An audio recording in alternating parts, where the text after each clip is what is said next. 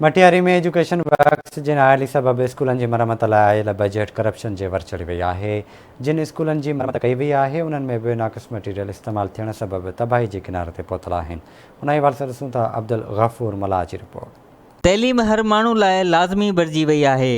हिते जा कामूरा पंहिंजे ॿारनि खे ॻरियूं फीसूं अदा करे प्राइवेट स्कूलनि में पढ़ाइनि था। आम माण्हू जो औलाद सरकारी स्कूलनि में पढ़े थो। हिते न वॉशरूम न पीअण जे पाणी जी सहूलियत मौजूदु आहे। स्कूलनि जी अरबनि रुपयनि जी बजट करप्शन जे वर चढ़ी वई आहे। मटियारी ज़िलो काफ़ी मसइलनि जे वर चढ़ियल आहे। तेल ऐं गैस रॉयल्टी जी बजट मटियारी ज़िले जे 34 स्कूलनि जी रिपेयरिंग लाइ पैसा रखिया विया हुआ। मटियारी तइलके जे स्कूल 27, हाला तइलके जा 6 स्कूल आहिनि ऐं सईदाबाद तइलके जो 1 स्कूल आहे। जीअं त स्कूल जी मरम्मत जो कमु शुरू थी चुको आहे। सभिनी स्कूलनि जी इंतिज़ामिया तरफ़ां के वासियुनि तरफ़ां कम में नाक़िस मटीरियल इस्तेमालु थियण जूं ताहूं कुकूं थियण लॻियूं। पूरे कम जी निगरानी एजुकेशन वर्क्स वारनि जे हवाले थियल हुई। उन हवाले सां मटियारी ज़िले जे उस्तादनि आवाज़ न्यूज़ सां ॻाल्हाईंदे चयो त मस 8-10 सालनि खां पोइ तेल कंपनी वारनि जे पैसनि मां तइलीम खाते खे को लाभ पहुतो आहे।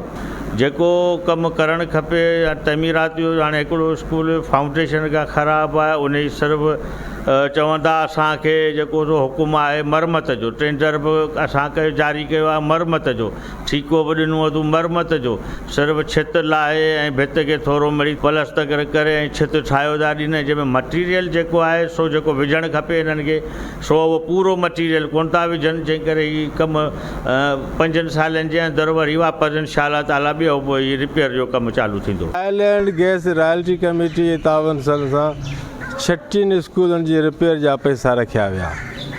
उहे 36 स्कूल जी रिपेयर जी निगरानी एजुकेशन वर्क्स जे सुपुर्द कई वई। अफ़सोस सां चवणो थो पए त उन सभिनी स्कूलनि में जेका रिपेयर जा पैसा रखिया विया हुआ उन्हनि बेतहाश घणी करप्शन थी आहे। को बि कमु पंहिंजे मयार मुताबिक़ न कयो वियो आहे। पहिरियां मुकमल तरीक़े सां हिते करप्शन कई वई आहे। असां आला हुकाम खां मुतालबो था कयूं त एजुकेशन वर्क्स वारनि खां पुछाणो कयो वञे त जेके ठीकु आहे उन्हनि खां तंबीह करे पुछाणो करे उन ते एक्शन कयो वञे। मुतमिन कोन आहियूं, छाकाणि त जेको स्कूलनि जा ठीका मिलिया हिकिड़ा त मिलिया मनपसंदि माण्हुनि खे, उन में कई महीना लॻी विया दौड़ंदे नेठि जॾहिं कमु शुरू थिया त उन्हनि कमु जेको आहे सो मिड़ई नाले मात्र कमु कयो। जीअं असां वटि वाशरूमनि उन्हनि जा जेको आहे दरवाज़नि जो हिसाब किताब रखिजे, हींअर ई तव्हां चेक कंदा हिकिड़ो दरवाज़ो खुले कोन थो ऐं हुनजी कुंडी नथी लॻे। कमु जेको हिननि कयो आहे माना मटीरियल में सीमेंट कुझु घटि विधो आहे। हालांकि टेंडर जो 22 लख जो, असीं ॾिसूं था 22 लख जो असांजे स्कूल जो कमु कोन थियो आहे। ऑफिसरनि डिप्टी कमिश्नर मटियारी आहे, सेक्रेटरी मिनिस्टर, उन्हनि खे अपील करियूं था त हीउ जेको असांजो आहे हिन जी सुठे नमूने इंक्वायरी करी वञे। 12 करोड़ जंहिंमें 3 तइलका आहिनि, मटियारी, हाला, सैदाबाद।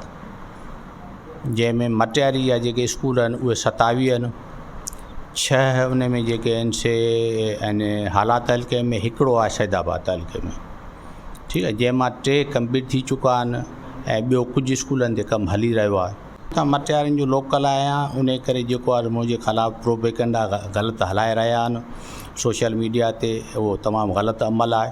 उहो मां पंहिंजे डिपार्टमेंट सां पुछी करे जेको आहे सो उनजे ख़िलाफ़ु हाणे असां का कानूनी कार्रवाई कंदासीं। आयल तेल कंपनी जी रॉयल्टी जी बजट जेका मटियारी ज़िले जे स्कूलनि मरम्मत लाइ मंज़ूर कई वई हुई, एजुकेशन वर्क्स डिपार्टमेंट जे हवाले कई वई हुई। मटियारी उस्तादनि सान्यावंदनि चयो त इन समूरे स्कूलनि जी मरम्मत में जेको नाक़िस कमु कयो वियो आहे, सिंध हुकूमत ख़ुसूस चीफ सेक्रेटरी वज़ीर आला नेब एंटी करप्शन खे गुज़ारिश आहे त जुडिशनल इंक्वायरी कराए उन्हनि कारिन रिढनि खे ज़ाहिर कयो वञे जिन स्कूलनि जी मरम्मत जा पैसा हड़प कया आहिनि। करप्शन कंदड़ ऑफिसरनि ख़िलाफ़ु कानूनी कार्रवाई कई वञे त जीअं मासूम ॿारनि जो मुस्तक़बिल बचायो वञे। कैमरामैन ज़ुहैब ख़ासकेली सां गॾु अब्दुल गफूर मला, आवाज़ न्यूज़ ज़िले रिपोर्टर मटियारी।